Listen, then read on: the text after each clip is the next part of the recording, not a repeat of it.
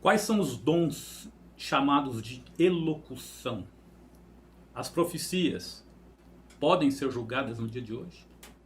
Se elas podem, quais são os critérios utilizados para se julgar uma profecia? Os critérios para se julgar uma profecia são os mesmos no Velho Testamento e no Novo Testamento? Essas e outras questões serão levantadas na aula de hoje. Seja muito bem-vindo ao nosso canal, meu nome é Wagner Vieira. Sirva a Deus na EDBIR, Igreja Evangélica Assembleia de Deus, Ministério do Belém, em Birigui, São Paulo. Igreja sob os cuidados do pastor Emanuel Barbosa Martins Júnior. Estamos estudando a lição da CPAD, com o tema geral Dons Espirituais e Ministeriais. Hoje falaremos sobre o tema Dons de Elocução. Antes de adentrar nos dons de elocução propriamente dito, eu quero entender o termo e lembrar que dons de elocução é uma classificação teológica. E por que é que eles se chamam dons de elocução? Ora, elocução é aquilo que se transmite através da fala. Do vocábulo elocução, nós conseguimos facilmente nos recordar do vocábulo locutor. Qual é a ferramenta do locutor? Exatamente a voz.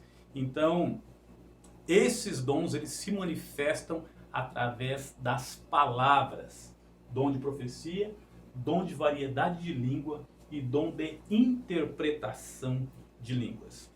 Dons de profecia. O que é o dom de profecia? Vamos para a definição. Refere-se a mensagens espontâneas, inspirada pelo Espírito, em uma língua conhecida para quem fala e também para quem ouve, objetivando edificar, exortar ou consolar a pessoa destinatária da mensagem.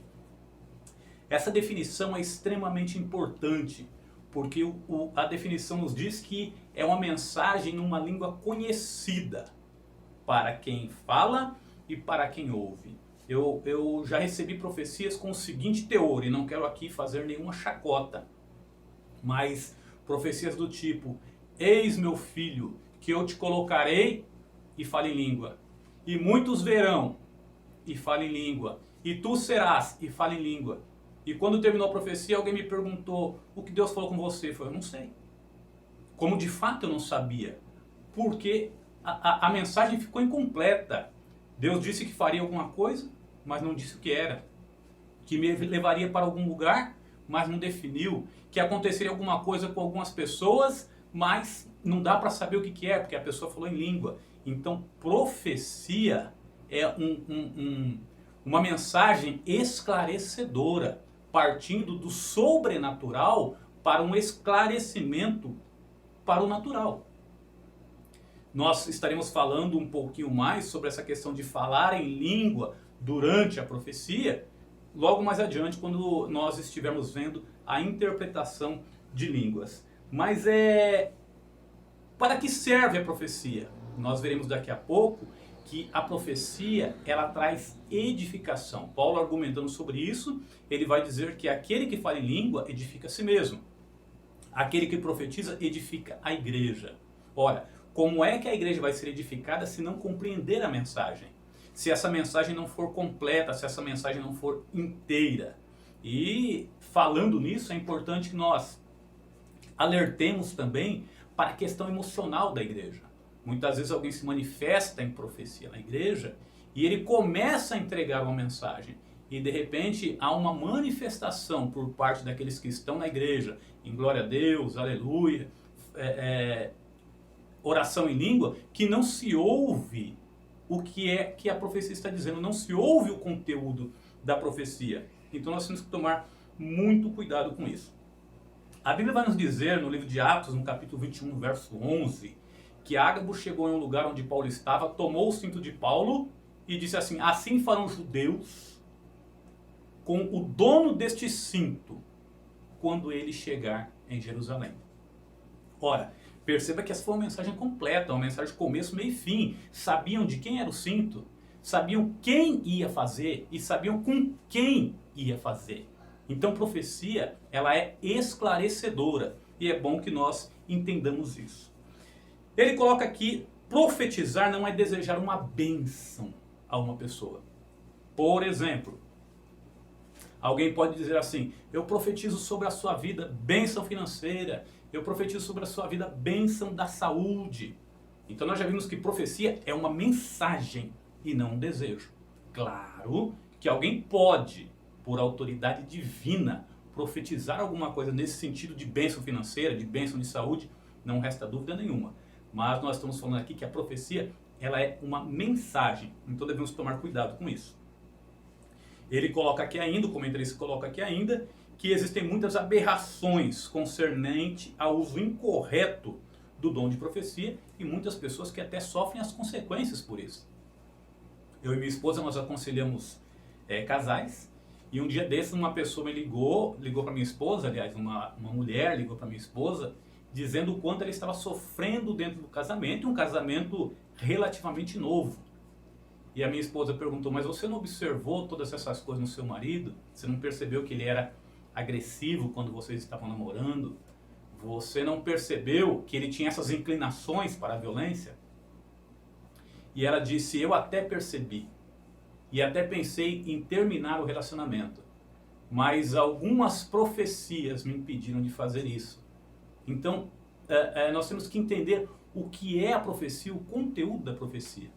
A profecia não é para direcionar casamento. Profecia não é para revelar sexo de bebê no ventre da mãe. Para isso existe ultrassom, existem recursos que podem ser usados. Mas infelizmente algumas pessoas brincam com isso e acabam fragilizando a fé de alguns e muitas vezes trazendo prejuízos para a vida toda. Situações que jamais poderão ser consertadas. Então a Igreja de Deus tem que ter esse direcionamento, esse ensino, como está trazendo aqui a aula da Escola Bíblica Dominical nesse dia. Ele prossegue dizendo assim: toda profecia deve ser julgada. E eu pergunto: como é que nós julgaremos as profecias? A Bíblia nos responde.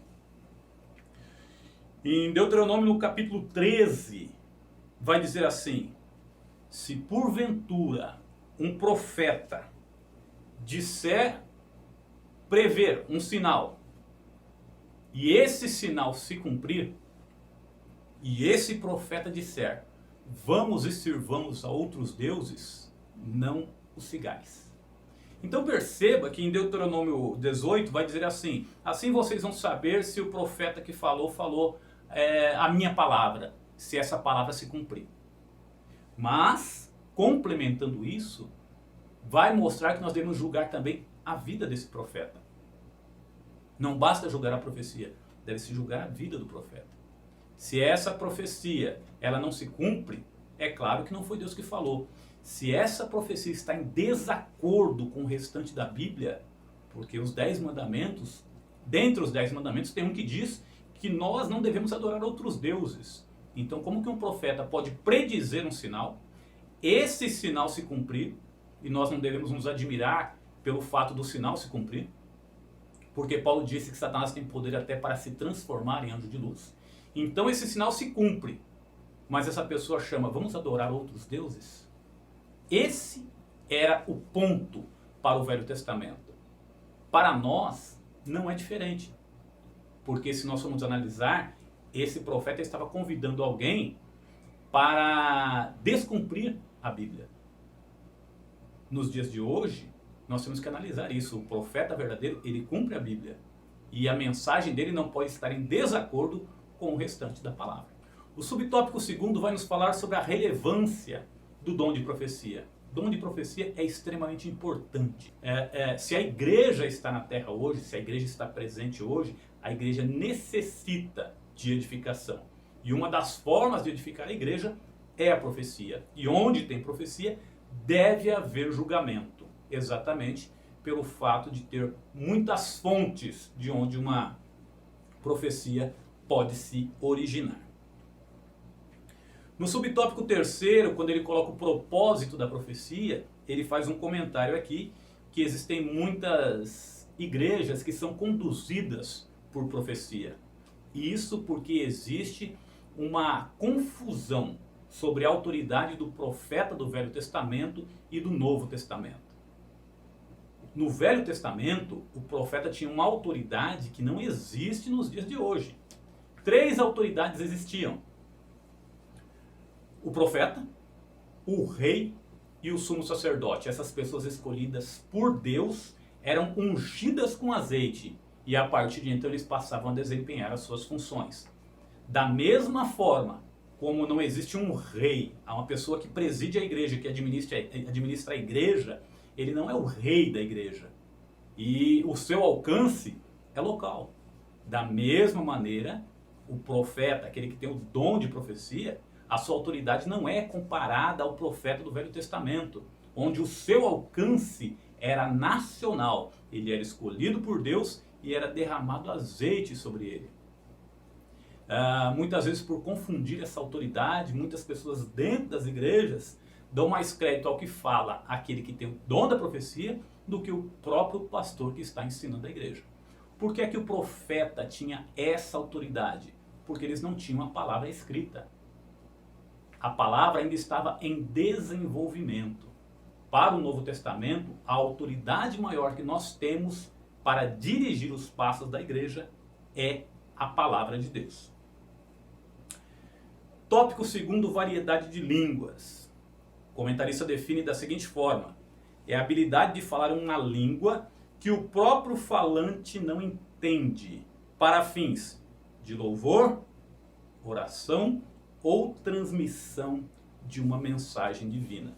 Então nós percebemos aqui que essa variedade de línguas, ela pode ter mais que uma função.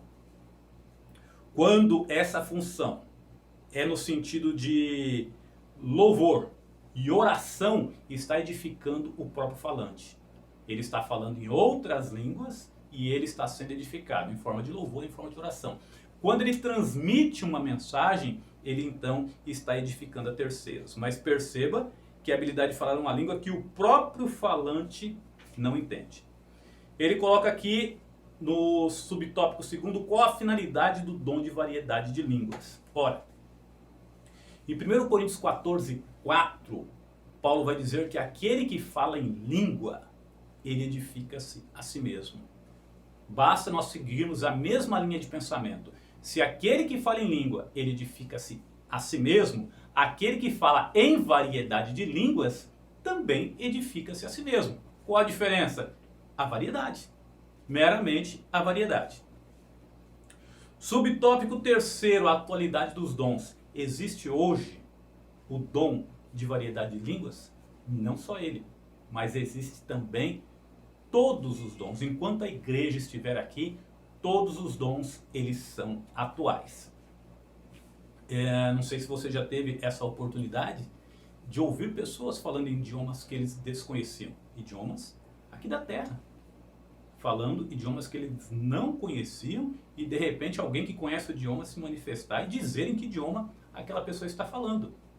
E também conheço pessoas, já vi pessoas batizadas com o Espírito Santo que em determinado momento falavam em um idioma e depois a gente vê essa pessoa falando em um outro idioma, em uma outra língua desconhecida, uma outra língua estranha que não é aquela familiar, aquela que a pessoa costumava falar. Isso também pode ser uma realidade. Tópico 3, interpretação de línguas. A definição é a habilidade de interpretar no próprio vernáculo aquilo que foi pronunciado em línguas. Paulo vai dizer, na sua primeira carta aos Coríntios, no capítulo 14, versos 27 e 28, se alguém falar língua estranha, faça-se isso por 2 ou, quando muito, 3, e por sua vez, e haja intérprete. Mas, se não houver intérprete, fale consigo mesmo e com Deus. Aqui nós voltamos àquela questão quando a pessoa está entregando uma profecia. A profecia, ela não exige necessariamente o falar em línguas.